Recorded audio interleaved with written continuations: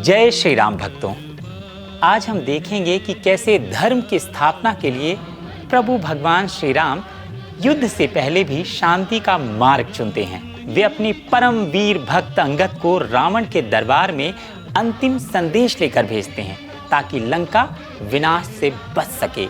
लेकिन अहंकारी दशकंधर रावण न केवल श्री राम का अपमान करता है बल्कि अंगद मुनि का भी अनादर करता है। तब महावीर अंगद अपनी पूंछ से स्वयं ऊंचा आसन बनाकर प्रभु का संदेश सुनाते हैं। जब दशकंधर रावण फिर भी नहीं मानता तो अंगद उसे ऐसी चुनौती देते हैं जिसे स्वीकार कर पूरी राक्षस सभा भी असफल हो जाती है। जय श्री राम। राम दरबार है जग सारा, राम दरबार है जग सारा।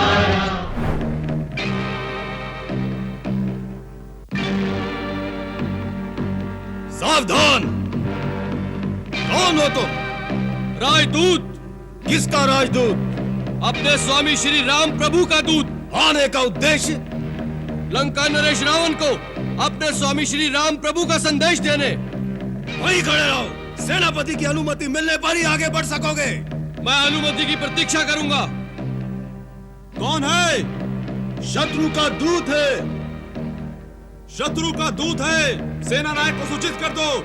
शत्रु का दूत है, सेना नायक को सूचित कर दो। शत्रु का दूत है, सेना नायक को सूचित कर दो। शत्रु का दूत है, सेना नायक को सूचित कर दो।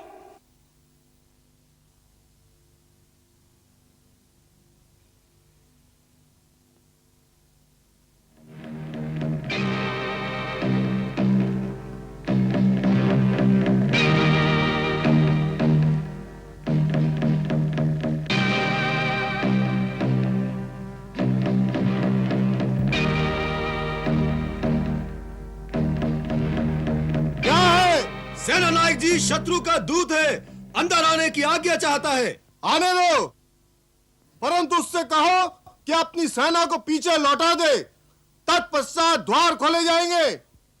अपने सैन्य बल से कहो कि पीछे हट जाएं, फिर नगर का द्वार खुलेगा। सब पीछे हट जाएं।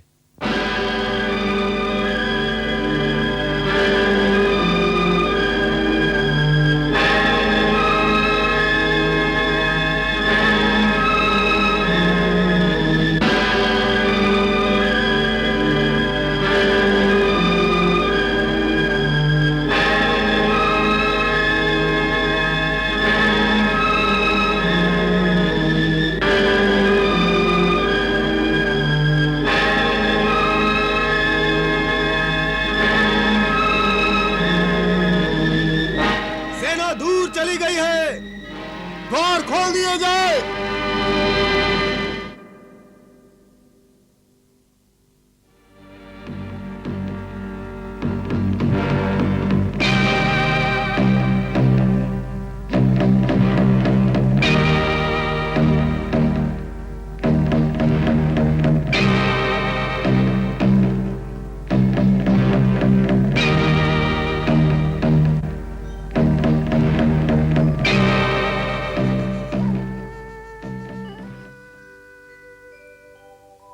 शांति दूत ने राम का लेकर शांति संदेश, असत अधर्म अनीति के गढ़ में किया प्रवेश, गढ़ में किया प्रवेश। तुम महाराज से मिलना चाहते हो? हाँ। दूत को शस्त्र की आवश्यकता नहीं होती, अपनी गदा यहीं रख दो।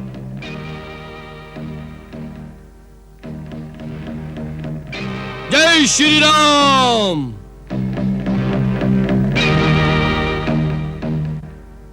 ये तो राजकुमार अंगद की गदा है, इसका क्या संकेत है? उन्होंने दूत से अपने शस्त्र छोड़ने के लिए कहा होगा, इसलिए राजकुमार ने अपनी गदा उन्हें न देकर अपनी सेना के पास भेज दी।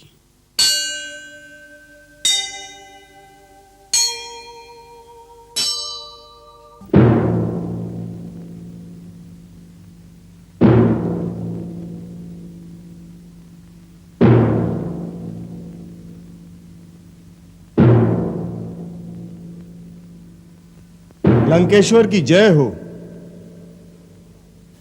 क्या है? महाराज, शत्रु का एक दूत आया है। उसका कहना है कि वो एक ऐसा प्रस्ताव लाया है जिससे युद्ध करने की आवश्यकता नहीं पड़ेगी और लंका में शांति बनी रहेगी। शांति का प्रस्ताव लाया है? वाह राम, युद्ध से पहले ही शांति दूत भेज दिया। अभी तो हमारी चंद्रहास की चमक तुमने देखी ही नहीं, पहले ही डर गए।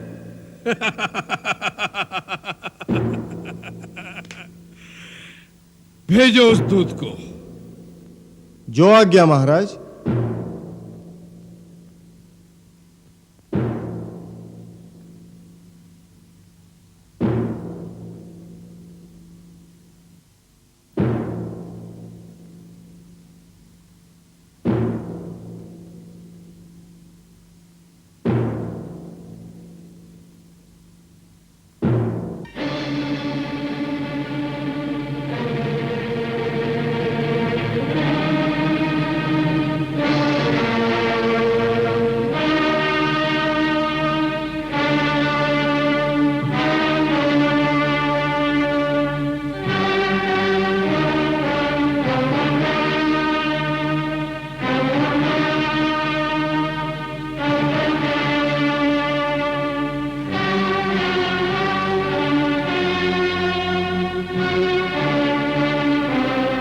वानर, कौन हो तुम और क्या संदेश लेकर आए हो?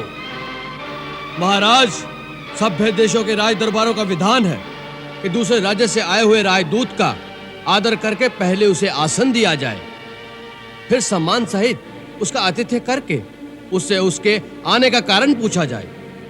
मूर्ख, इतना भी नहीं जानते कि राजदूत उसे कहते हैं जिसे किसी राजा ने भेजा हो। जंगल से आए हुए किसी भिखारी के भेजे हुए वानर को राजदूत नहीं कहते। आप राजा की बात करते हैं लंकेश्वर?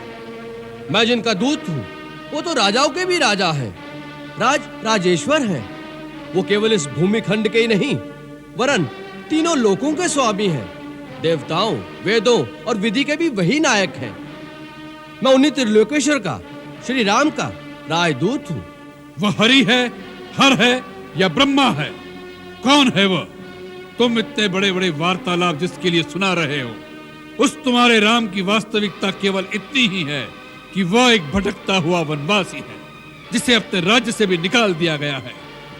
बताओ, उस भिखारी ने क्या संदेश देकर भेजा है तुम्हें? महाराज रावण, आपने मेरे स्वामी राजेश्वर श्री राम का अपमान किया है, इसलिए मुझे नियमानुसार इस सभा से चला जाना चाहिए। राजदूत का सम्मान उसके राजा का सम्मान होता है, इसलिए राजदूत का प्रथम कर्तव्य है कि वो अपने सम्मान की रक्षा करे, क्योंकि मेरे अपमान का अर्थ होगा मेरे स्वामी राजेश्वर श्री राम का अपमान। इसलिए मेरे लिए अब दो ही रास्ते हैं। पहला तो ये कि जहां मुझे सम्मान पूर्वक आसन नहीं दिया गया मैं उस सभा से ही चला जाऊं, परंतु जो मैं संदेश लाया हूं वो इतना महत्वपूर्ण है कि उस पर लंका निवासियों और सारी राक्षस जाति का जीवन और मरण निर्भर है। इसलिए मेरे लिए दूसरा रास्ता यही है कि मैं इस सभा में अपने लिए एक राज्योचित आसन स्वयं ही निर्माण कर लूं, जिस पर सम्मान पूर्वक बैठकर मैं अपने राजा का संदेश आप तक पहुंचा सकूं। जय श्री राम।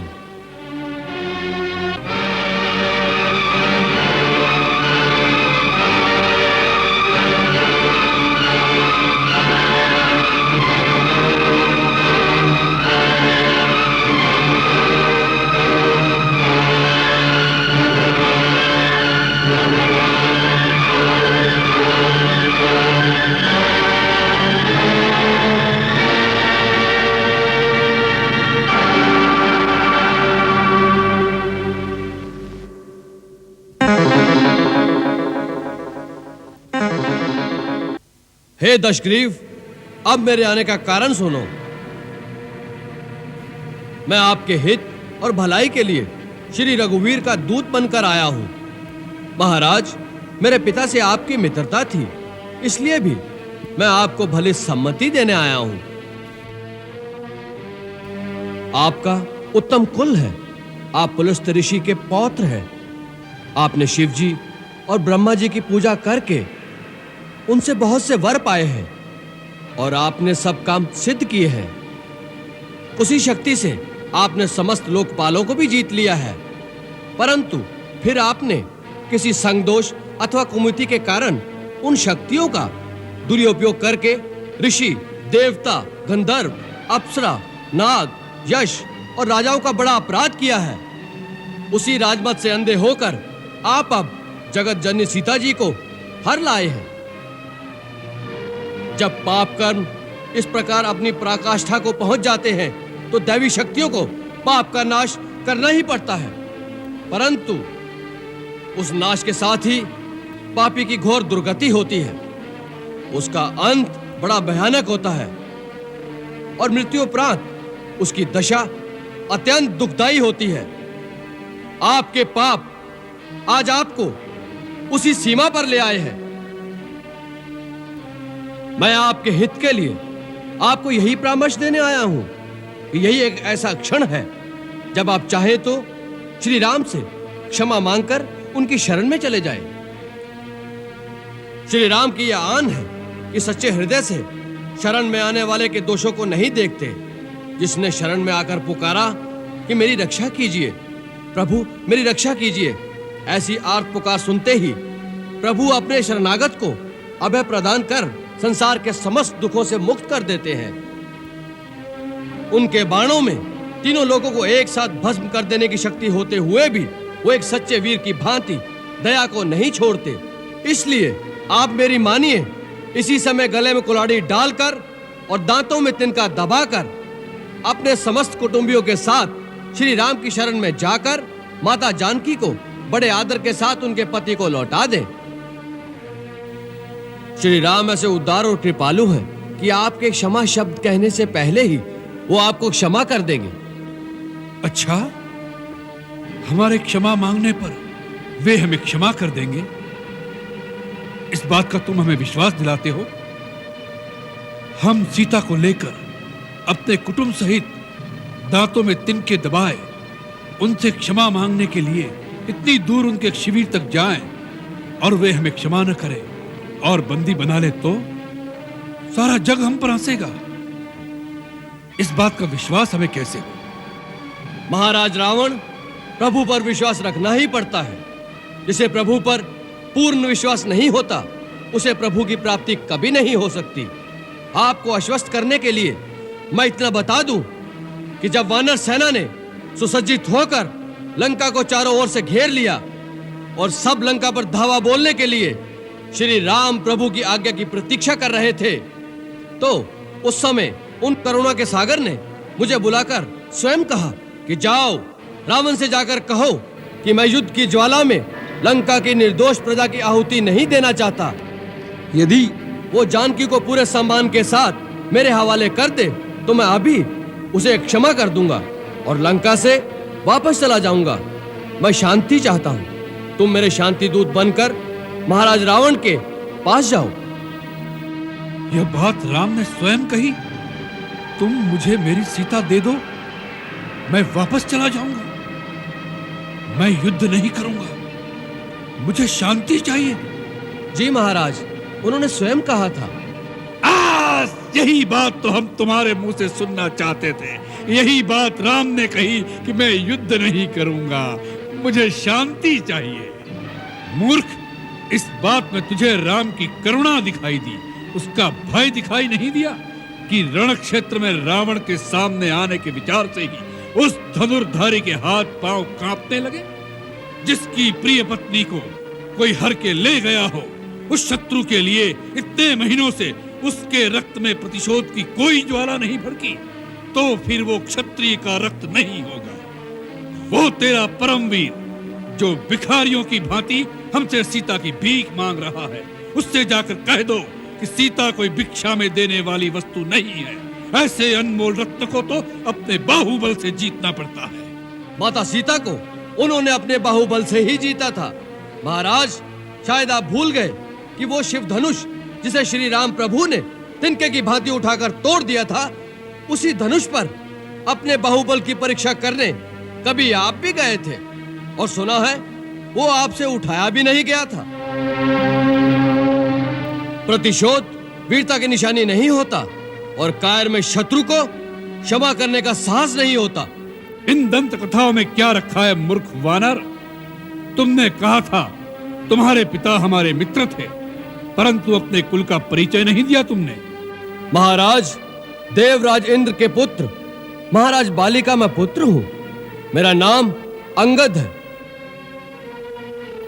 मैंने ऐसी भी एक दंत कथा सुनी है कि मेरे पिता महाराज बाली ने एक बार रावण नाम के किसी प्राणी को अपनी पूंछ में बांधकर कई पर्वतों पर घूमते रहे थे। यह वही बाली है जिन्होंने अमृत मंथन के समय समुद्र को मथने में सहायता की थी। तुम वानरराज वाली के पुत्र हो? उनकी हमारी तो मित्रता की संधि थी। हमें यह देखकर अत्यंत दुख हो रहा है कि ऐसे महाबली के पुत्र होकर एक तुच्छ नर के तुम दूत बनकर इतनी प्रसन्नता दिखा रहे हो। जो तुम्हारे पिता का हत्यारा है उसके पीछे सेवकों की भांति हाथ जोड़कर चल रहे हो। तुमने अपने वंश को लज्जित कर दिया है अंगद। हो सकता है कि बाली के मरने के बाद सुग्रीव के डर से किसी ने बेचारे अंगद का साथ न दिया हो और ये निस्सहाय अवस्था में अपने काका और पितृहंता की सेवकाई करने पर विवश हो गया हो। यदि यही बात है तो हमारे होते हुए तुम अपने आप को निस्सहाय मत समझो। अंगद, तुम हमारे पुत्र समान हो। हम तुम्हें तुम्हारा राज्य वापस दिलाएंगे। तुम्हारे पिता की गद्दी पर तुम्हारा ही अधिकार है। तुम अपने आप को विवश मत समझो। अपने हृदय में प्रतिशोध की ज्वाला को बुझने मत दो। तुम राम के विश्वसनीय हो। उसका लाभ उठाकर अकेले में चुपचाप उसका वध करके अपने पिता की हत्या का बदला ले लो। यही एक वीर पुत्र का कर्तव्य है। हे दशानन, आप बार बार वीरता का बखान कर रहे हैं, परंतु सच्ची वीरता के गुण नहीं जानते महाराज। प्रतिशोध वीरता की निशानी नहीं होता और कायर कभी शत्रु को क्षमा करने का साहस नहीं कर सकता। यदि श्री राम प्रभु आपके अपराधों को भूलकर आपको अपनी शरण में आश्रय प्रदान कर दे तो यह उनकी महानता है, उनकी उदारता है, उनकी परम वीरता है, कायरता नहीं। जिन्होंने अपने बाणों से आपकी नानी ताड़का, आपके मामा मारीच, आपके भाई खर दूषण जैसे योद्धाओं को आपकी विशाल सेना समेत अकेले ही मार दिया।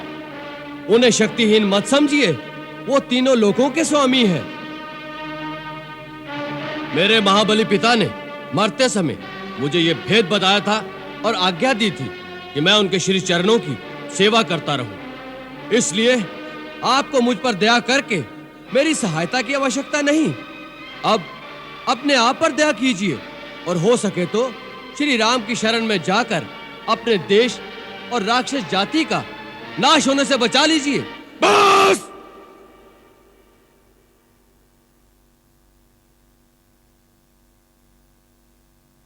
बहुत हो चुका ये प्रलाप। मतिमंद, तूने रावण की शक्तियों को नहीं पहचाना। हमारा हाथ खड़क की ओर जाता है तो आकाश में लोकपाल भय से कांपने लगते हैं। जिन भुजाओं ने स्वयं कैलाश को उठा लिया था, उन भुजाओं के फड़कने मात्र से देवता, गांधर्व और नक्षत्र भी भय से सांस रोक लेते हैं। तुम्हारी सेना में ऐसा एक योद्धा तो बताओ जिसके साथ युद्ध करने में रावण को आनंद मिले। आपने सत्य कहा, हमारी सेना में ऐसा कोई नहीं जो आपसे लड़ने में शोभा पाए। नीति कहती है कि प्रीति और बैर बराबर वालों से ही करना उचित है। आप जैसा पापी, कामी, स्त्री लोलुप जो छुपकर धोखे से पराई स्त्री को चुराता फिरे, ऐसे नीच के साथ युद्ध करके किसकी शोभा बढ़ेगी? सावधान अंगद!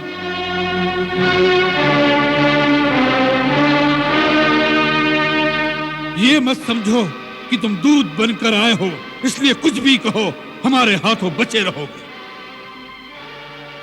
दूत की भी कुछ मर्यादा होती है।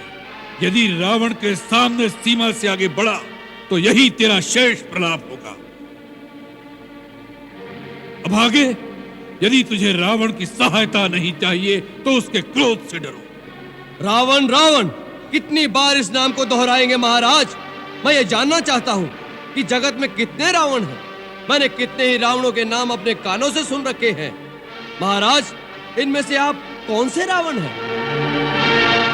एक रावण तो मैंने सुना है कि वो राजा बाली को जीतने पाताल में गया था। वहां बच्चों ने उसे घुड़साल में बांधकर बहुत पीटा था। तब बाली ने ही उसे दया करके छुड़वा दिया। और एक रावण के विषय में मैंने सुना है कि सहस्त्रबाहु ने एक जंतु की भांति कीड़ा समझकर पकड़ लिया था। तब पुलस्त मुनि ने उसे छुड़वा लिया था। एक और रावण की बात कहने में संकोच लगता है, क्योंकि कहते हैं मेरे पिताश्री उसे अपनी काख में दबाकर अपनी पूजा करते रहे।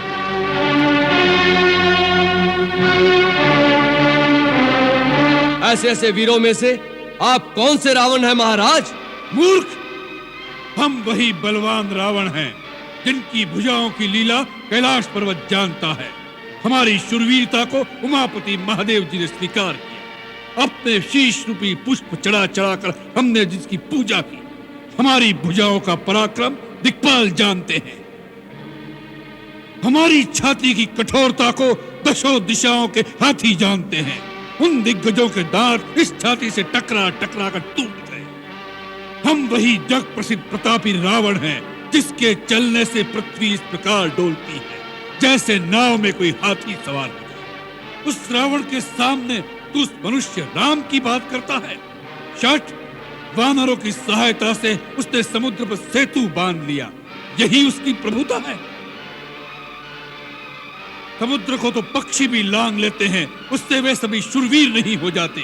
यदि तेरा स्वामी ऐसा ही योद्धा है तो दूत किस लिए भेजता है? शत्रु से संधि करते उसे लाज नहीं आती? महाराज, लज्जा तो केवल आपका ही गुण है। इसी लज्जा के मारे आप बार बार अपने गुण गाते नहीं थकते। हे लंकेश, राम ने डरकर मुझे एक दूत बनाकर संधि करने नहीं भेजा।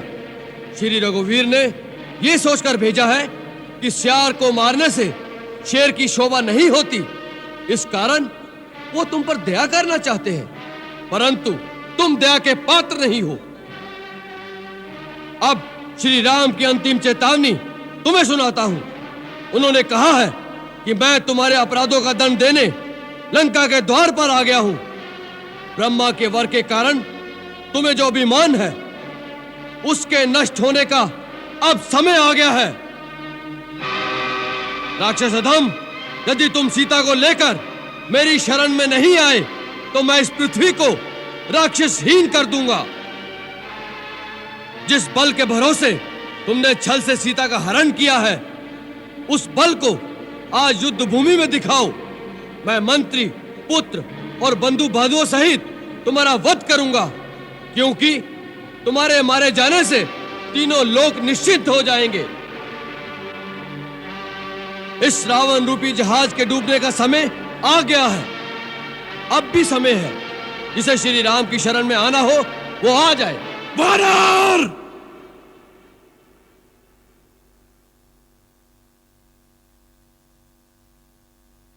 अब इसने अपने जीने का अधिकार खो दिया है। इसी सभा में इसका सिर काटकर इसे रावण की शक्ति का आभास करा दो। आज्ञा का पालन हो।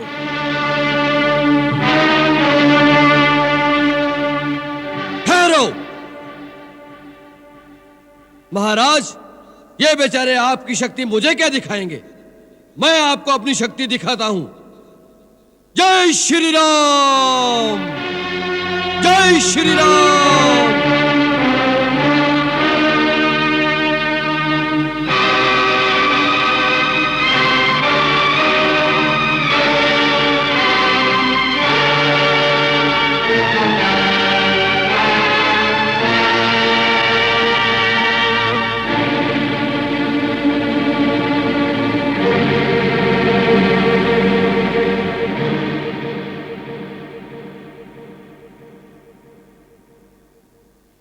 हे लंकेश, यदि आपको अपने योद्धाओं की शक्ति पर बड़ा मान है तो मैं श्री राम की ओर से आपके समस्त योद्धाओं को चुनौती देता हूं। मैं अपना पैर आपके इस दरबार में जमा देता हूं। यदि आपका कोई योद्धा इस पैर को धरती से उठा सके तो मैं अपने स्वामी की ओर से यह वचन देता हूं कि वो अपनी हार मानकर इस लंका से वापस चले जाएंगे। जय श्री राम।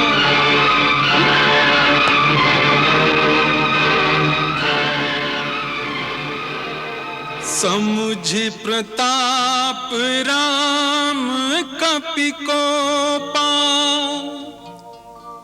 सभा माझ पन करि पद रोपा। जो मम चरण सकसि सठ टारी, फिरहि राम सीता मैं हारी।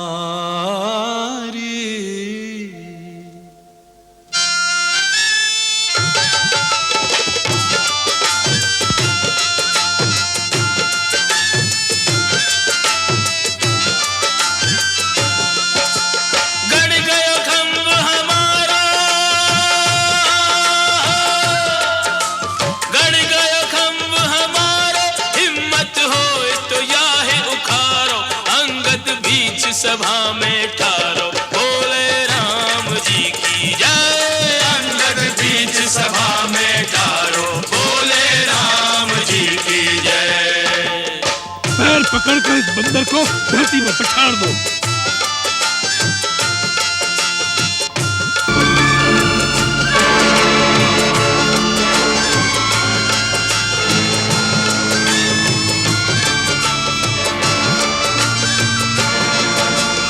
एक एक योद्धा आवे, एक एक योद्धा आवे। अपनी सारी शक्ति लगावे, पग नहीं डिगे वीर मुस्कावे। रे बोले राम जी की जय, पग नहीं डिगे वीर मुस्कावे। बोले राम जी की जय।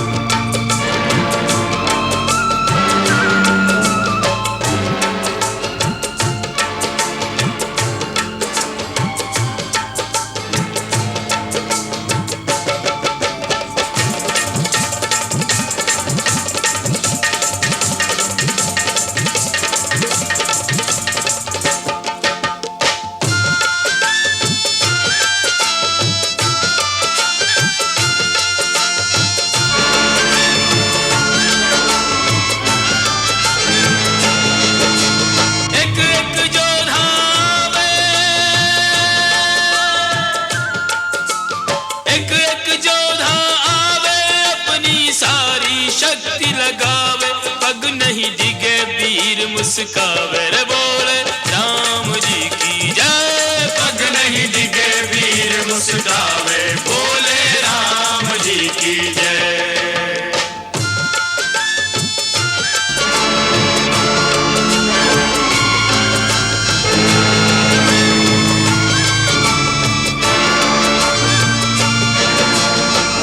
इंद्रजीत आदिक बलवाना हर्ष उठे जही तेही भटनाना।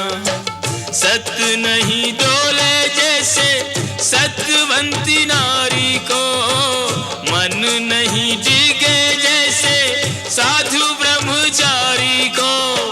अटल विश्वास जैसे प्रभु के पुजारी को।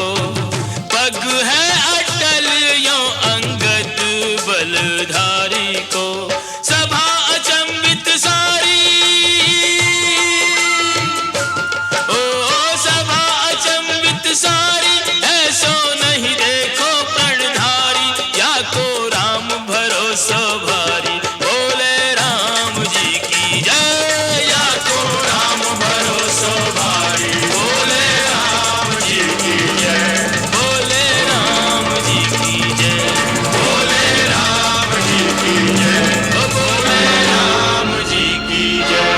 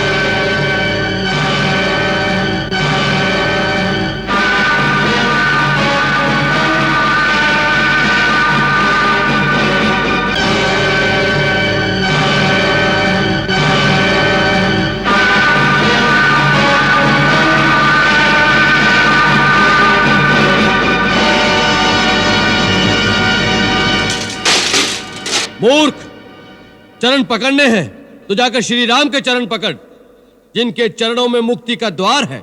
मेरा पैर क्यों पकड़ता है? मेरी चुनौती आपके योद्धाओं को थी, आपको नहीं। आपको तो मैं फिर यही कहूंगा, श्री राम के चरण पकड़ लीजिए तो आपका कल्याण हो जाएगा। मैं कल सूर्योदय तक का समय देता हूं, उसके पश्चात लंका पर चढ़ाई कर दी जाएगी।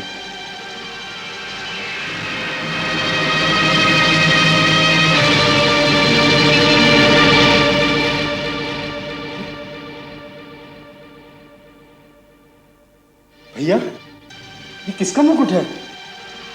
ये तो महाराज रावण का मुकुट है। रावण का? जी। इंद्रजीत, पकड़ लो इसे। जाने ना भाई।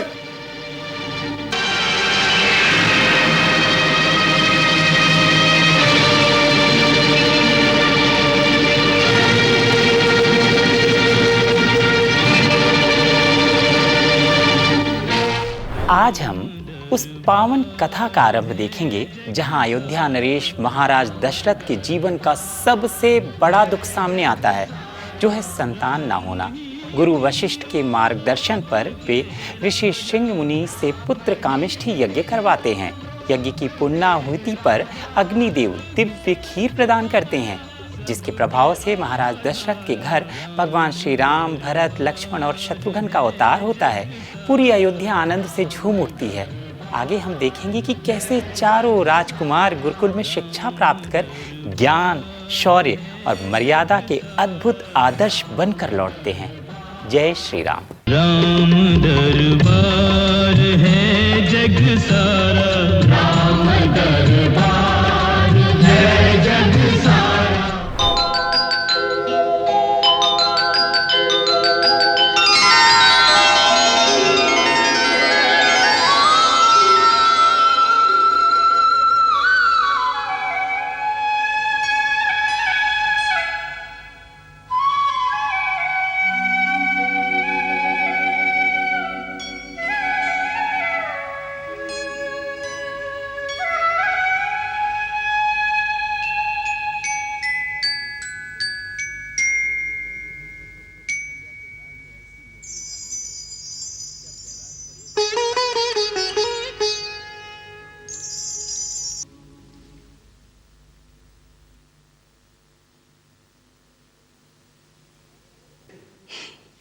अरे मेरी धनुष कहाँ है? सवेरे सवेरे धनुष से क्या काम? माँ वो लोग सारे आम गिरा लेंगे। कौन लोग? भरत, लक्ष्मण, शत्रुघ्न हमारी ओर लगी है ना। अमराई में आम पक गए हैं। आज हम सब अपने अपने बाणों से आम गिराएंगे। देखना है कौन अधिक आम गिराता है। अच्छा, तो इसलिए आप 7 धनुष लेकर सोए थे? हाँ, मेरी धनुष दे दो, नहीं तो लक्ष्मण, भरत, शत्रुघ्न पहले पहुंच जाएंगे और आम गिरा लेंगे। डरो नहीं, अभी कोई नहीं जागा। जागा नहीं है तो ठीक है, मगर मेरी धनुष तो दे दो। अच्छा बाबा, ये नहीं तेरी धनुष, लेकिन अभी नहीं। अभी तो कितने काम करने हैं। पहले स्नान ध्यान करो, भगवान को नमस्कार करो, अपने पिता को नमस्कार करो, कुछ खा पी लो, फिर चले जाना आम तोड़ने। इतने सारे काम पहले क्यों नहीं जगाया? कोई बात नहीं, चल।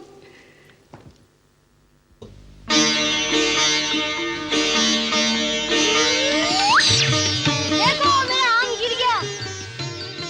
देखो ये राम भैया के आम है।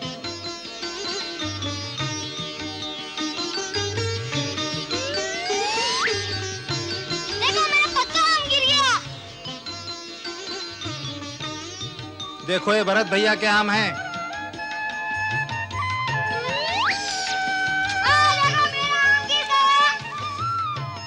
ये लक्ष्मण भैया के आम गिरे।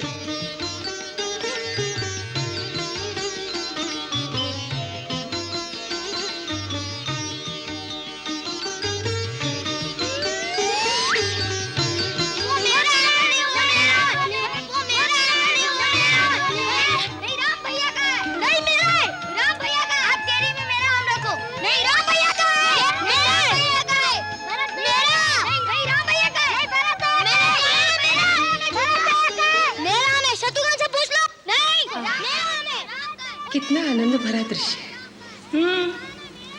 उठा लो आनंद, कुछ दिन और फिर कहाँ देखने को मिलेगा ये। क्यों? शीघ्र ही ये लोग गुरुकुल जाने वाले हैं। कब? बसंत पंचमी के दिन। हाँ, उसी दिन तो इन लोगों का योग्य पवित्र संस्कार भी है। और फिर ये वशिष्ठ के आश्रम में चले जाएंगे। इतनी जल्दी? इन लोगों के बगैर तो राजमहल सूना हो जाएगा। आप महाराज से कहिए ना, कुछ दिन और रुक जाएं। नहीं, इसे रोकना संभव नहीं। यही मुहूर्त विद्या आरंभ के लिए सबसे शुभ माना जाता है। गुरुदेव की आज्ञा है कि उसी दिन चारों कुमारों का उपनयन संस्कार होगा। हमारा क्या होगा? यज्ञोपवीत संस्कार होगा। यज्ञोपवीत संस्कार? हाँ, तुम्हारे मुंडन होंगे, फिर यज्ञोपवीत धारण करके चारों भाई ब्रह्मचर्य व्रत लोगे, फिर ब्रह्मचारी बनकर हमसे भिक्षा मांगोगे। आप हमें भिक्षा देंगे? हाँ, मुझे अधिक देना बड़ी माँ। लक्ष्मण भैया ने मेरा धनुष तोड़ डाला और आम भी छीन लिए। हम तुम्हें लक्ष्मण भैया से दुगने आम देंगे, लेकिन गुरुकुल जाकर इस तरह से आपस में लड़ना नहीं। गुरुकुल? गुरुकुल में क्यों जाना होगा? शिक्षा प्राप्त करने के लिए। और देखो, गुरु आश्रम के नियम बहुत कठिन हैं। वहां राजकुमार और सर्वसाधारण में कोई भेदभाव नहीं होगा। सब समान रूप में विद्यार्थी होंगे। ब्रह्मचर्य व्रत लेने के बाद पलंग पर सोना वर्जित है। भूमि पर सोना होगा। नंगे पांव चलना होगा। धूप बरसात में छाता नहीं मिलेगा। सदा गुरु की सेवा करना। गुरु की सेवा कैसी करनी होगी? गुरु के सोने के बाद सोना, जागने से पहले जागना। गुरु आश्रम की शुद्धि और सफाई का पूरा ध्यान रखना। यज्ञ हवन करने के लिए वन से समिधा लाना। अपने और गुरु के निर्वाह के लिए भिक्षा लाना। मैं तो बड़ी माँ से भिक्षा लेके जाऊंगा। अपने सगे संबंधियों के पास भिक्षा लेने नहीं जा सकते, ये वर्जित है। क्यों? इस नियम की क्या आवश्यकता है? बहुत महत्व है इस नियम का। धनी परिवारों के बालक बिना परिश्रम अपने घरों से अच्छी वस्तुएं लेकर आ जाएंगे, तो निर्धन बालकों में हीन भावना पैदा हो जाएगी। तो फिर सब बच्चों के अंदर समानता की भावना कैसे रहेगी? विद्यादान की जिम्मेदारी सारे समाज की है, किसी एक घर की नहीं। इसी भावना से गुरु आश्रम में भिक्षा का सिद्धांत बनाया गया है। गुरुकुल में हमें क्या-क्या शिक्षा मिलेगी? वेद, वेदांग, स्मृति, उपनिषद, खगोल, ज्योतिष, गणित, संगीत, राजनीति, धर्मनीति। बस बस, आप इतना बता दीजिए कि वहाँ माँ की लोरी सुनने को मिलेगी कि नहीं। मुझे तो लोरी सुने बिना नींद ही नहीं आती।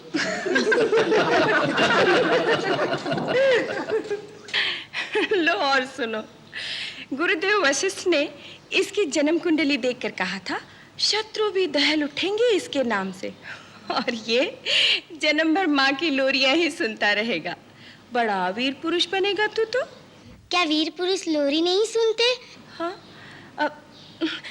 सुनते क्यों नहीं, पर वहाँ मैं तुझे लोरी सुनाऊंगा।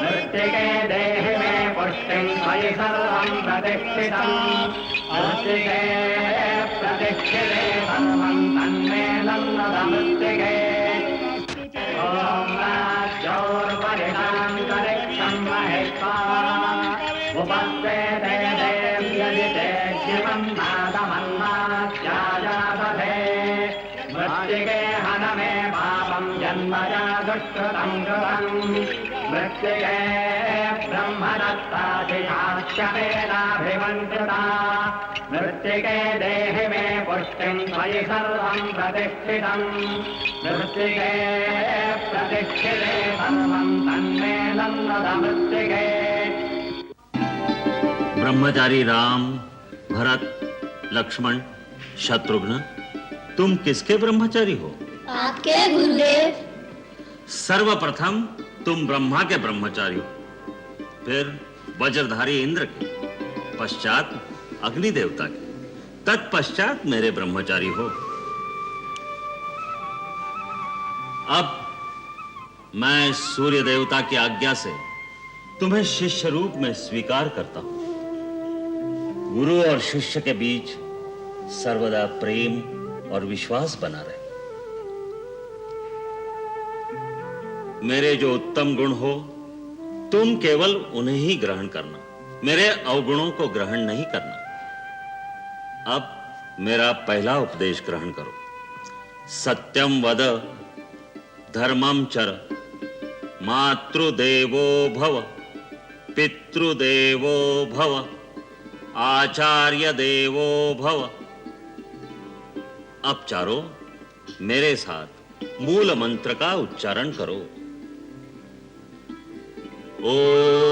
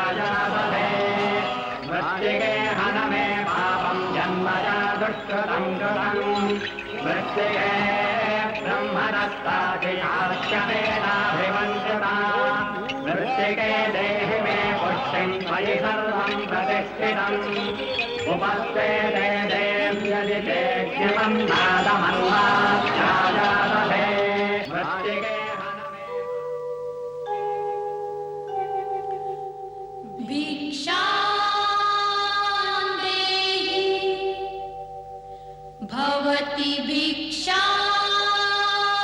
देहि, माता भिक्षां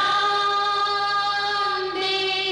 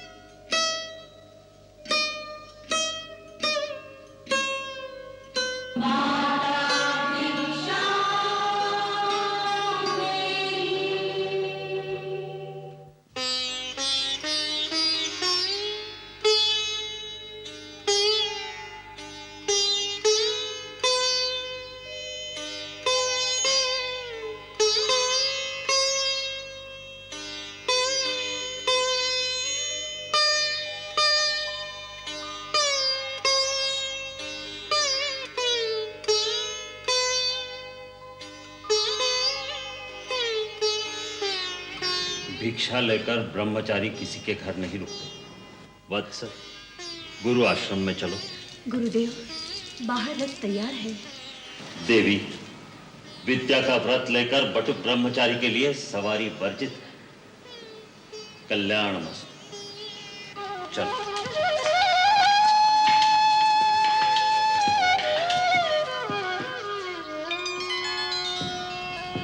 माता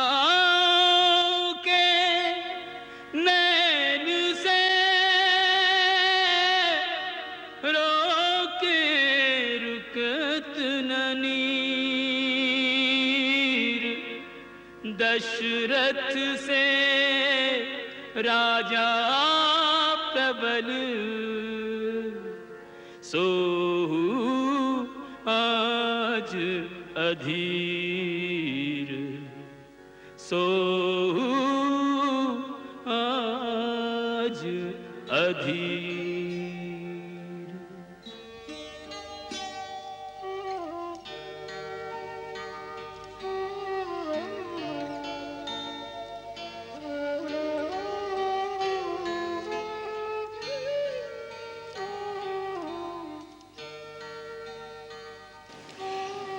कुछ खा तो लीजिए। भूख नहीं।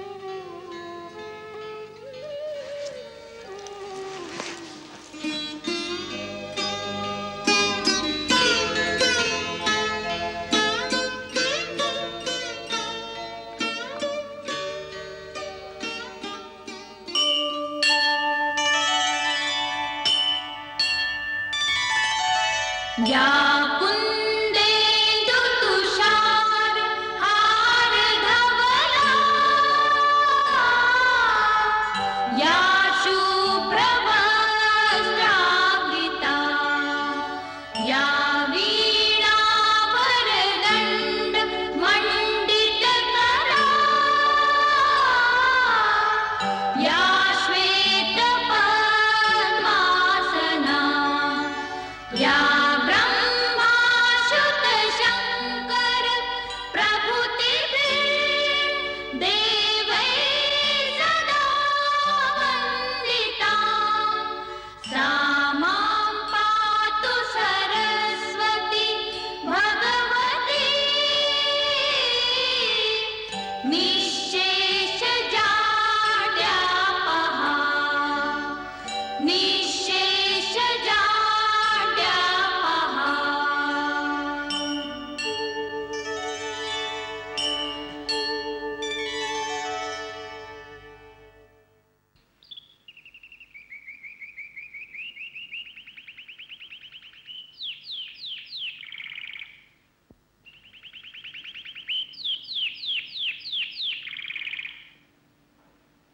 तुम सब यहाँ विद्या ग्रहण करने के लिए आए हो, परंतु विद्या ग्रहण करने से पहले ये आवश्यक है कि अपने शरीर को स्वस्थ रखने के उपाय सीखे जाएं। क्योंकि यदि तुम बीमार हो जाओ, अपना शरीर कमजोर हो जाए, तो तुम अध्ययन कैसे करोगे, जीवन के धर्म कैसे सीखोगे? मनुष्य का शरीर 5 तत्वों से बनता है: पृथ्वी, जल, अग्नि, आकाश और वायु। ये 5 तत्व अगर संतुलन में रहे तो शरीर स्वस्थ रहता। मनुष्य के शरीर पर जिन चीजों का असर होता है वो है उसका खाना पीना, वातावरण, उसके विचार, उसका आचरण। ये सब चीजें सात्विक होनी चाहिए। इसके अतिरिक्त असर पड़ता है उस चुंबकीय शक्ति का जिसके सहारे इस विश्व की हर चीज अपने अपने स्थान पर स्थित रहती है। आकाश में जितने तारे तुम देखते हो वो सब एक दूसरे की आकर्षण शक्ति के कारण ही अपनी अपनी जगह स्थिर रहते हैं। उस चुंबकीय शक्ति से विद्युत अर्थात बिजली की लहरें निकलती रहती हैं। वो लहरें सूरज, चांद, सितारों और हमारी धरती, यहां तक कि हमारे शरीर पर भी असर डालती हैं। मैं तुम्हें अपने शरीर में दिखाता हूं। देखो कैसे ये लहरें मनुष्य के शरीर पर असर डालती हैं। याद रखो, मनुष्य के शरीर में भी चुंबकीय ध्रुव होते हैं जिनके गिर्द ये तरंगे वृत्ताकार घूमती रहती है। वो दिखाई नहीं देती, परंतु उनका बहुत गहरा प्रभाव हमारे शरीर पर पड़ता है, जो हमारे मानसिक और शारीरिक स्वास्थ्य के लिए बहुत महत्वपूर्ण है। इसलिए सोते समय तुम्हें ऐसी दिशा में सोना पड़ेगा जिससे तुम्हारे शरीर पर धरती की उन लहरों का अनुकूल असर पड़े। हमसे पिताजी ने कहा था कि आश्रम में नंगे पांव रहना पड़ेगा, और ये भी कहा था कि धूप और बरसात में छाता नहीं मिलेगा। ऐसा क्यों गुरुदेव? क्योंकि गुरु का कर्तव्य है कि वो अपने शिष्यों को मजबूत बनाए ताकि जीवन में हर परिस्थिति का वो सामना कर सके। आज तुम राजकुमार हो, कल को वनवास में जाना पड़ जाए और उस समय जो मजबूत नहीं होगा वो टूट जाएगा। इसीलिए ये कठोर तपस्या की आवश्यकता है।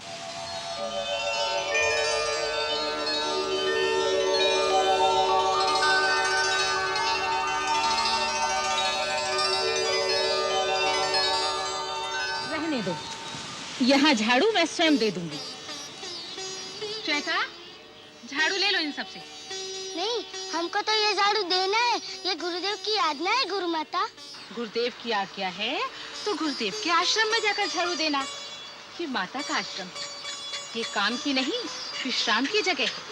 अच्छा, तुम सब लोग थक गए होगे, अब यहाँ बैठो, मैं तुम लोगों के लिए दूध लेकर आती हूँ। हम दूध नहीं पी सकते, बहुत काम है गुरु माता। अच्छा, क्या क्या काम है? कबूतरों को दाना डालना है। हाँ, और एक खरगोश के पैर में चोट लग गई है, उसे आचार्य के पास लेकर जाना है और औषधि लगाना है। अच्छा अच्छा।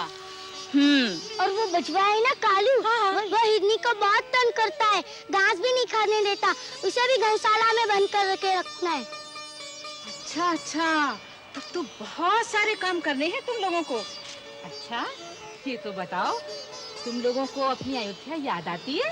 हाँ, बहुत याद आती है, रात को नींद ही नहीं आती। तो तुम्हें नींद नहीं आती? तो अच्छा ऐसा करो, रात को तुम मेरे पास सोया करो। नहीं, मैं आपके पास नहीं सोया करूँगा, आप मुझे लोरी नहीं सुनाएंगे। तो वहाँ ब्रह्मचारियों के बीच में कौन लोरी सुनाता होगा? राम भैया बहुत अच्छी लोरी सुनाते हैं, बिल्कुल माँ की तरह। राम भैया।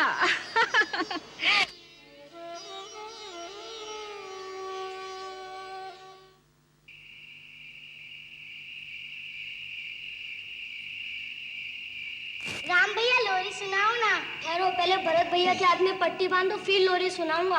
अब मैं ठीक हो गया, मेरी चिंता मत करो। भरत भैया तो ठीक हो गया, लोरी सुनाओ ना, मुझे मेरी माँ याद आ रही है। मुझे भी मेरी माँ याद आ रही है।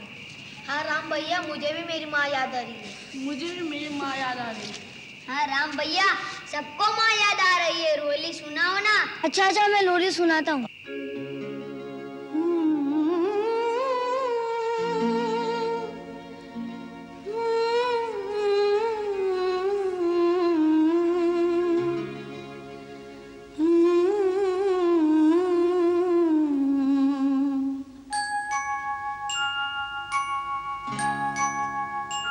गुरुकुल की शिक्षा यही,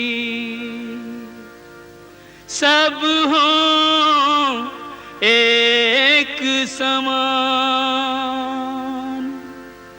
प्रथम धर्म तो कर्म है, जीवन कर्म प्रधान। जीवन कर्म प्रधान। हर स्थिति में जी सकें, घर हो या वनवास। कर्मवीर बनकर रखें अपने पर विश्वास। अपने पर विश्वास। देवी अरुंधति, ये ब्रह्मचारी हमारे शिष्य हैं, इन पर अपने मोह का जाल ना डालिए। मैं मोह का जाल कहाँ डाल रही हूँ स्वामी? मैं तो एक माँ का कर्तव्य निभा रही हूँ। अपनी माताओं से दूर जब ये छोटे छोटे बच्चे दिन भर की मेहनत से थककर घर आते होंगे, तो इन्हें अपनी माँ की याद आती होगी। इन्हें थोड़ा सा माँ का स्नेह देने में आपकी शिक्षा में कोई बाधा तो नहीं पड़ जाएगी? हम तो अपने शिष्यों के भविष्य के लिए ऐसा सोचते हैं, जिन्हें वीर पुरुष बनकर दूसरों की रक्षा करनी है, इस धरती का पालन करना है। उनका जीवन अभी से एक कठोर तपस्या की तरह होना चाहिए। इन्हें कर्मठ बनाना चाहते हैं हम। कर्मठ बनाइए, परंतु पत्थर मत बनाइए। भावना की कोमलता भी रहने दीजिए इनमें। आपने सुंदर बात कही। आप भी इनकी गुरुमाता हैं, इसलिए ये काम आज से हम आपको सौंपते हैं। हम इन्हें कर्तव्य की कठोरता सिखाएंगे, आप भावना की कोमलता सिखाइए। धन्यवाद। मैं इन्हें सामवेद का पाठ शुरू कराऊंगी, जिससे इनका जीवन नीरस ना रह जाए। उसमें संगीत के स्वर गूंज उठें, तभी तो ये पूर्ण पुरुष बनेंगे।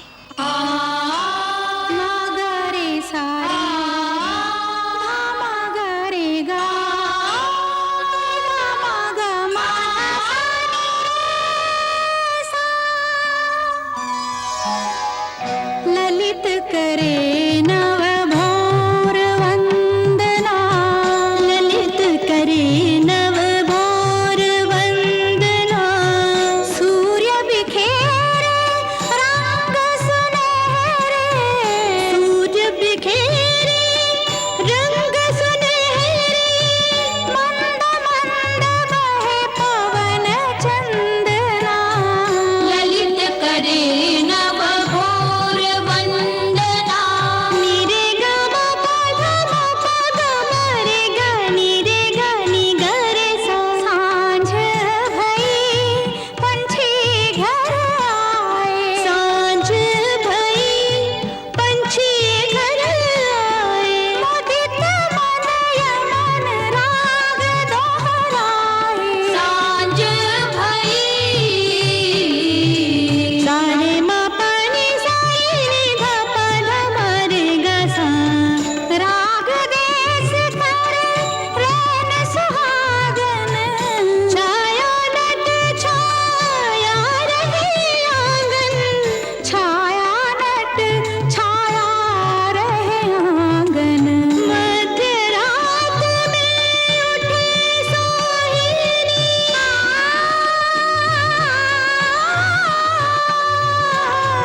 मध्य रात में उठे सोहिनी, दग्ध हृदय की विरह क्रंदना। ललित करे नव भोर वंदना, ललित करे नव भोर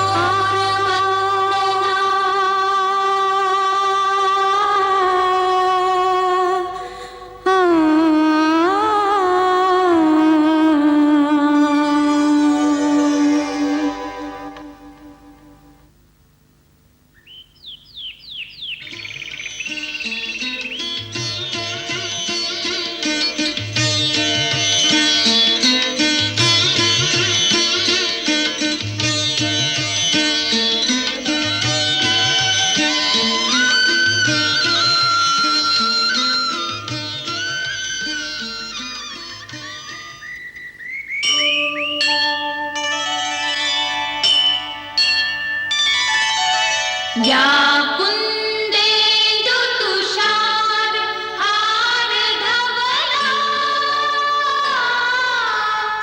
या शुभ्रवस्त्रावृता, या वीणा वरदण्ड मण्डितकरा, या श्वेत पद्मासना। या ब्रह्माच्युत शंकर प्रभृतिभिर्देवैः सदा वन्दिता, सा मां पातु सरस्वती भगवती, निःशेष जाड्यापहा, निःशेष जाड्यापहा।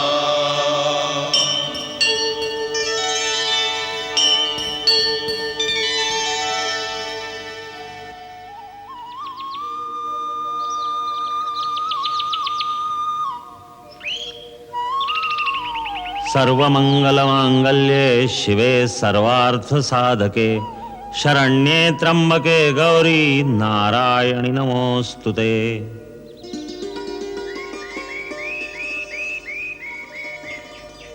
प्रकृति में बहुत से शरीर हैं, जानवरों के, पक्षियों के, जलचरों के, परंतु संसार में सबसे दुर्लभ, सबसे उत्तम शरीर मनुष्य शरीर है, क्योंकि इसके अंदर वो आध्यात्मिक शक्तियां हैं जो किसी दूसरे शरीर में नहीं।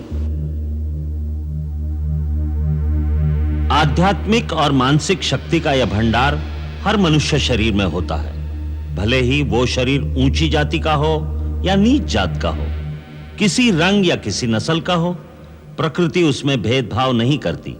इसीलिए हर मानव शरीर को मुक्ति का द्वार कहा जाता है। शरीर के मुख्य केंद्रों में निरंतर इस शक्ति का स्पंदन होता रहता है। जब तक उसे जगाकर अपने काबू में न किया जाए उसका कोई फायदा नहीं। वो बेकार चीज है। वैसे ही जैसे किसी कंजूस के घर भंडार तो भरे हों और वो भूखा बैठा रहे।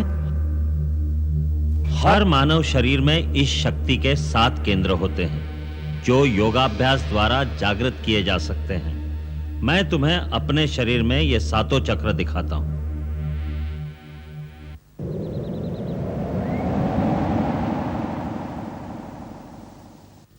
ये देखो, सबसे पहला है मूलाधार चक्र। ये इस शक्ति का निवास स्थान है।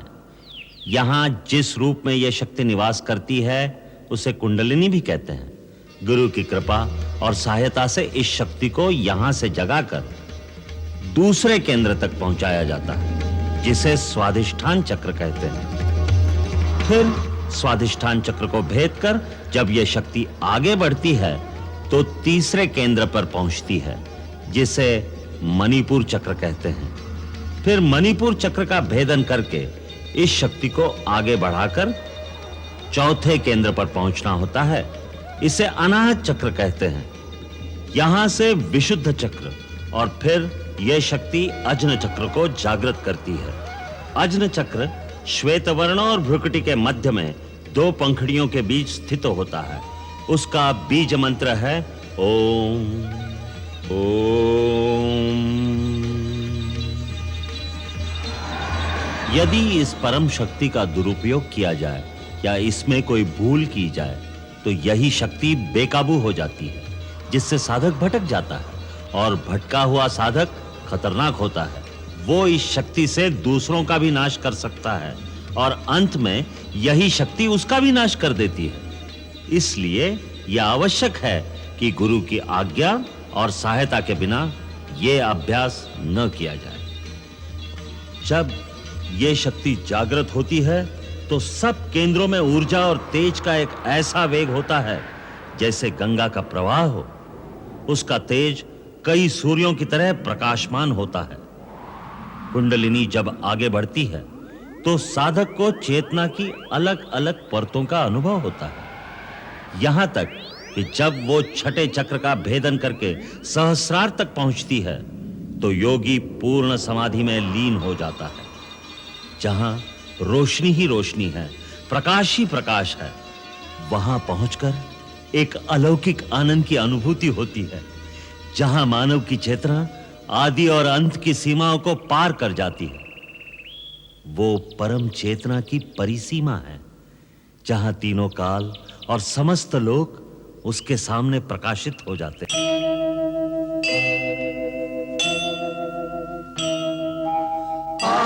आदिदेव नमस्तुभ्यं प्रसीद मम भास्कर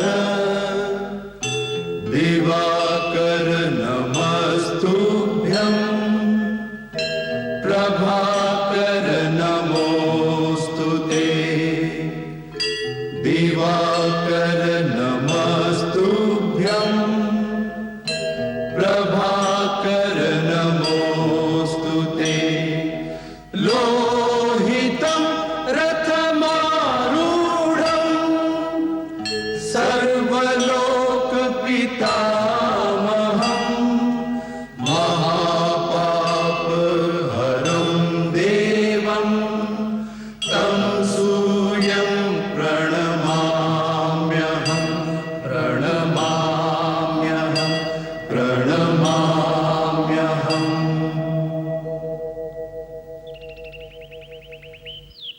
सूर्य वंदना वैज्ञानिक भी है, आध्यात्मिक भी।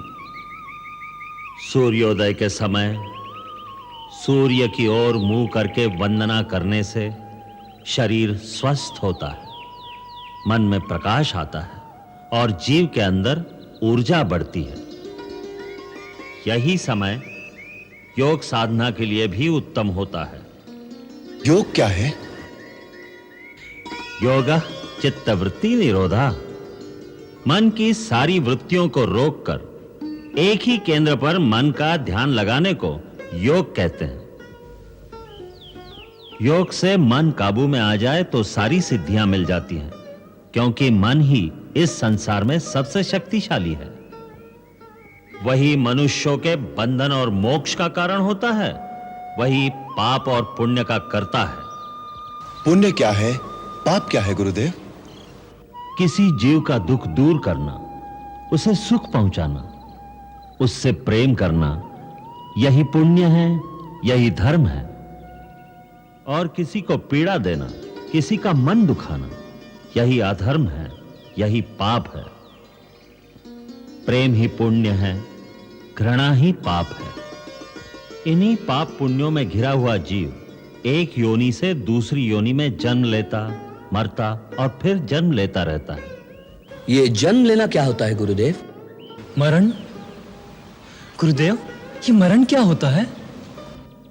प्राणी जब किसी शरीर में आता है तो उसे जन्म कहते हैं, और उस शरीर को छोड़कर किसी और स्थान पर चला जाता है तो उसे मरण कहते हैं। असल में केवल शरीर मरते हैं, आत्मा नहीं मरती। हमारे अंदर जो जीवित है वो जीवात्मा है। हम सब जीवात्मा ज्योति कणों की तरह समय की अनंत लहरों पर बहते चले जा रहे हैं, बहते चले जा रहे हैं।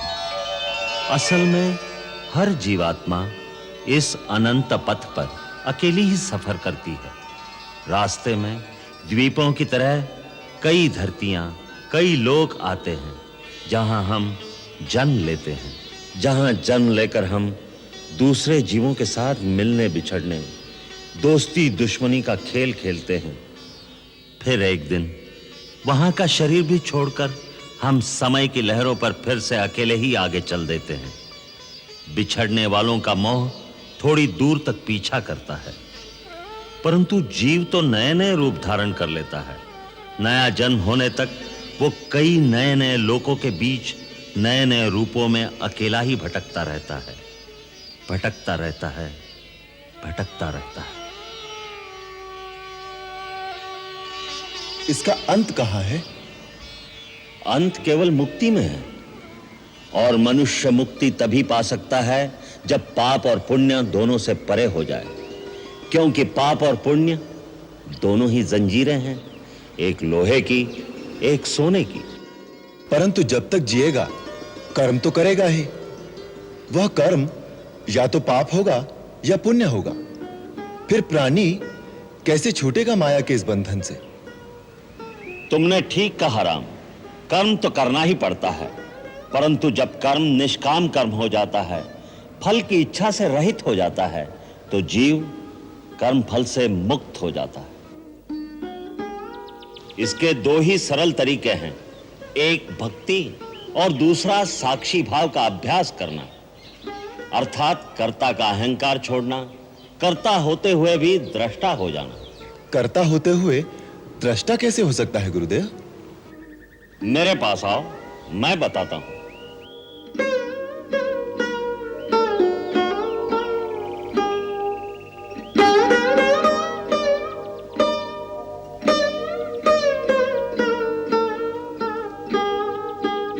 राम, अब अपने अंतर्मन को इस शरीर से बाहर निकालकर आओ मेरे साथ।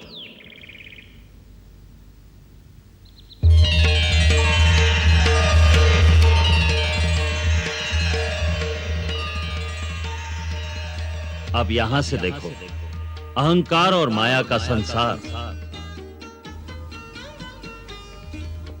एक गुरु है वशिष्ठ, जो अपने आप को बहुत बड़ा ज्ञानी समझता है और अपने शिष्यों पर अपनी विद्वत्ता का सिक्का जमाने की कोशिश कर रहा है। परंतु वो तो बहुत अच्छा काम कर रहे हैं। विद्यादान तो पुण्य है। पुण्य है, परंतु पुण्य में भी एक डर है। यह अहंकार पैदा कर सकता है, जिससे बचना चाहिए। उधर देखो, उन बच्चों को।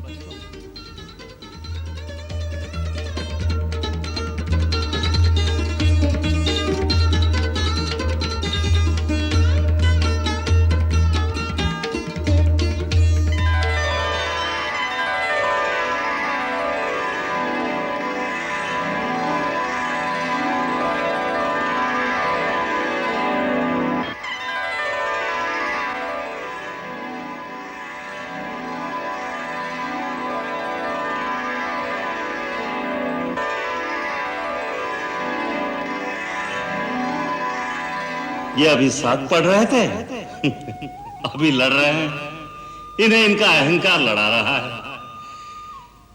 क्योंकि हर बच्चा अपने आप को दूसरे बच्चे से अधिक बुद्धिमान समझता है। यही हाल बड़े लोगों का है। जब मनुष्य इसी तरह से साक्षी भाव से अपने कर्मों को देखता है तो उसमें अहंकार की भावना पैदा नहीं होती, विनम्रता आती है। इसीलिए कहा है विद्या ददाति विनयम, सच्ची विद्या विनय प्रदान करती है। उसी विनय से जीव भक्ति पाता है, और जो भक्ति पा लेता है उसे और कुछ पाना बाकी नहीं रह जाता।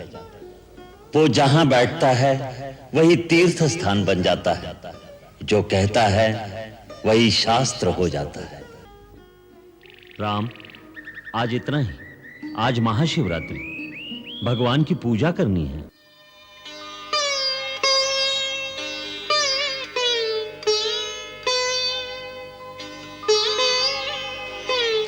प्रणाम महारानी। ये सब क्या है हरिसुमंत? चारों कुमारों के नए वस्त्र। गुरु आश्रम से संदेशा आया है कि चारों कुमारों की शिक्षा दीक्षा पूर्ण हो चुकी है। माता पिता के भेजे हुए वस्त्र पहनाकर विद्यार्थियों को गुरु आश्रम से विदा किया जाएगा। क्या हमारे बच्चे इतने बड़े हो गए? महारानी, समय के साथ सब बदल जाता है। मैं आपसे आशीर्वाद और आज्ञा लेने आया हूँ उन्हें लाने के लिए। वो घर आ रहे हैं, हमारे बच्चे घर आ रहे हैं, ये सोचकर ही हमारा धैर्य छूटा जा रहा है। चाहिए हरिसुमंत, हमारे बच्चों को जल्दी से आश्रम से विदा करा के ले आइए। आज तुम्हारा गुरुकुल में रहने का अंतिम दिन है। मुझे जो विद्या तुम्हें देनी थी वो पूर्ण हो गई। आज दीक्षांत समारोह के समय मैं तुम्हें अंतिम उपदेश देता हूं। सा विद्या या विमुच्यते। सच्ची विद्या वही है जो मुक्त कर दे। इसलिए आज से मैं तुम्हें अपने समस्त आदेशों से मुक्त करता हूं। अब जीवन पथ पर बढ़ने का मंत्र होगा आत्मदीपो भव, अर्थात मेरे आदेशों का अंधविश्वास करके पालन करना आवश्यक नहीं। अपनी विद्या, अपने विवेक के सहारे अपना धर्म, अपना कर्तव्य स्वयं निश्चित करो। शास्त्रों के अनुसार मनुष्य को जीवन में 3 ऋण चुकाने होते हैं: देव ऋण, पितृ ऋण और आचार्य ऋण। देव ऋण भक्ति और पूजा से चुकाया जाता है। सब प्राणियों में भगवान का रूप देखोगे तो सारे प्राणी तुम्हारे लिए पूजनीय हो जाएंगे। यही भगवान की सच्ची पूजा है। इससे देव ऋण चुकाया जाता है। अपना सुख त्याग कर माता पिता की सेवा में समर्पित होने से ही पितृऋण चुकाया जाता है। अब रही मेरी गुरुदक्षिणा। तुम अपने आचरण से और कर्म से इस संसार में सुख, सुंदरता और प्रसन्नता फैलाओ। मानव धर्म के आदर्श स्थापित करो। दिलों से बैर निकालकर उनमें प्यार के बीज बो दो। यही वचन तुमसे लेकर मैं तुम्हें आचार्य ऋण से मुक्त करता हूं। मेरा आशीर्वाद सदा तुम्हारे साथ है। मुझे जब भी याद करोगे अपने पास पाओगे।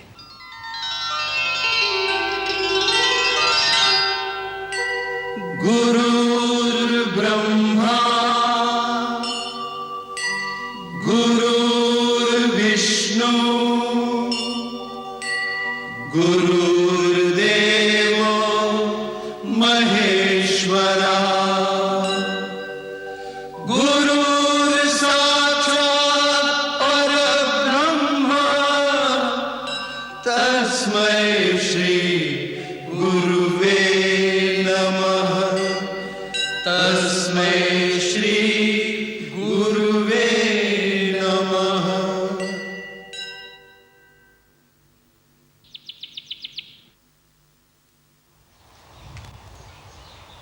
इतने बरस आपके ममता की गोद में बिताकर जाते हुए बस आपसे एक ही प्रार्थना है गुरु माता कि इस ममता के आंचल की छाया हम पर सदा बनी रहे।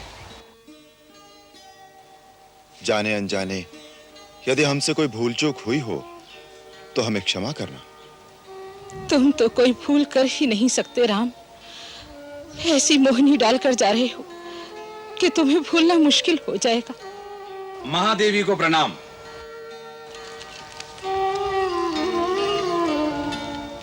गुरु माता अरुंधति की चरणों में दास सुमंत्र का सादर प्रणाम। कल्याण हमारे सुमंत्र। महारानी कौशल्या ने राजकुमारों के वस्त्रों के साथ आपके लिए कुछ उपहार भेजे। धन्यवाद कहना, आशीर्वाद देना अयोध्या की महारानी को।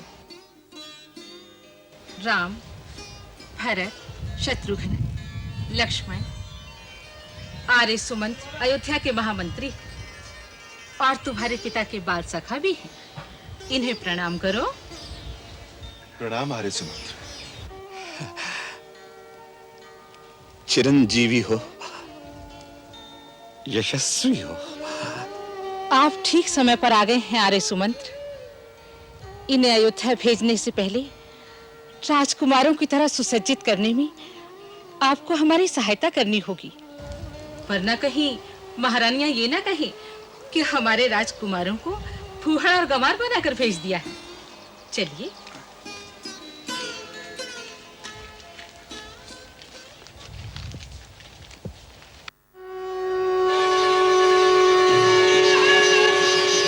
राजकुमार रामचंद्र की जय, भरत लाल की जय, लक्ष्मण लाल की जय, राजकुमार रामचंद्र की भरत लाल की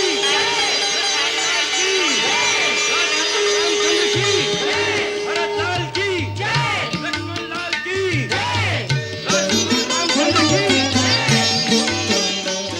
महारानी जी, राजकुमार नगर में आ गए। जनता उनकी जय जयकार कर रही है, उन पर फूल बरसा रही है। भरत लाल की जय, लक्ष्मण लाल की जय, राजकुमार रामचंद्र की भरत लाल की जय, लक्ष्मण लाल की जय।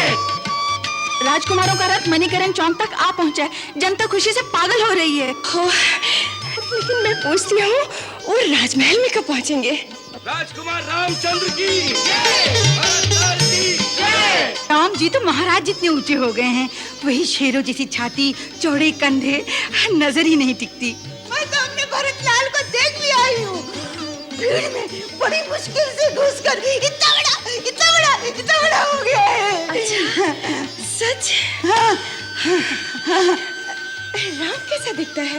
वो तो भरत से भी ऊंचा हो गया होगा। मैंने तो देखा ही नहीं, मैं तो अपने भरत को ही देखती रही। भरत को। राजकुमार रामचंद्र की जय, भरत लाल की जय, लक्ष्मण लाल की जय। महल में आ गए। चारों भैया राजमहल में प्रवेश कर रहे हैं। आ गए? वो राजमहल में आ गए?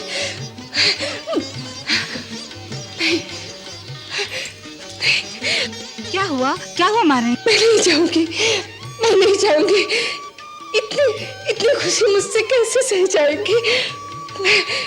मैं उसे कैसे देख पाऊंगी? कहीं मेरी नजर न लग जाए,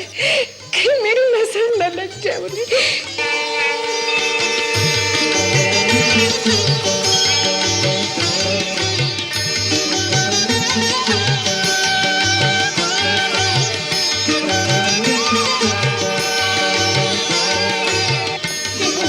ये कैसा अन्याय है?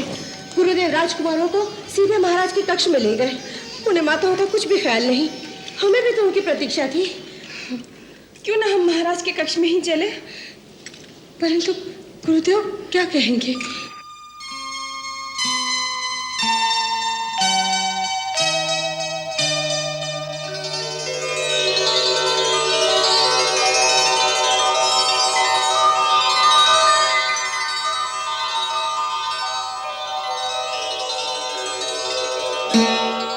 मैं आपका पुत्र राम अपने भाइयों सहित अपने आप को आपकी सेवा में समर्पित करता हूं। आपकी आज्ञा का पालन करना आजीवन हमारा धर्म रहेगा। भगवान तुम्हें दीर्घायु प्रदान करे और सदा सुखी रखे। गुरुदेव, आपकी कृपा से आज मेरे चारों मनोरथ सफल हो गए। अयोध्या नरेश, तुमने नन्हे अबोध बालक हमें सौंपे थे। आज उन्हें पूर्ण पुरुष बनाकर वेद वेदांग, धर्मशास्त्र, समाजशास्त्र, अर्थशास्त्र, राजनीति, समस्त विद्याओं में पारंगत बनाकर हम तुम्हें सौंपते हैं। क्षमा कीजिए गुरुदेव, हम सब और अधिक प्रतीक्षा ना कर सकी। हम आपके दोषी हैं महारानी। देवी अरुंधति ने हमसे कहा था कि कुमारों को पहले माताओं के पास ले जाना, किंतु राजकीय शिष्टाचारों में हम भूल गए। हमें क्षमा करना। अब आपकी अमानत आपके हवाले करता हूं। एक बनवासी ने इनसे बड़ी कठोर तपस्या कराई है। अब इन्हें अपने आंचल की शीतल छाया में समेट लो। राम, मां का स्थान ईश्वर और गुरु से भी ऊंचा होता है। जो भक्तिभाव से मां के चरणों की सेवा करता है, देवता भी उसकी पूजा करते हैं। जिन चरणों में कई स्वर्ग समाये हैं, उन मात्र चरणों की वंदना करो राम।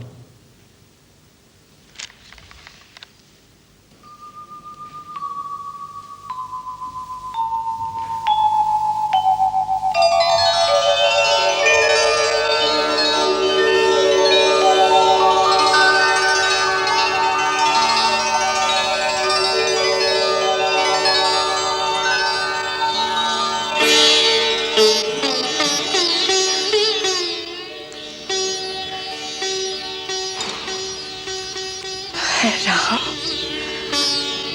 मेरा राम, हो गया।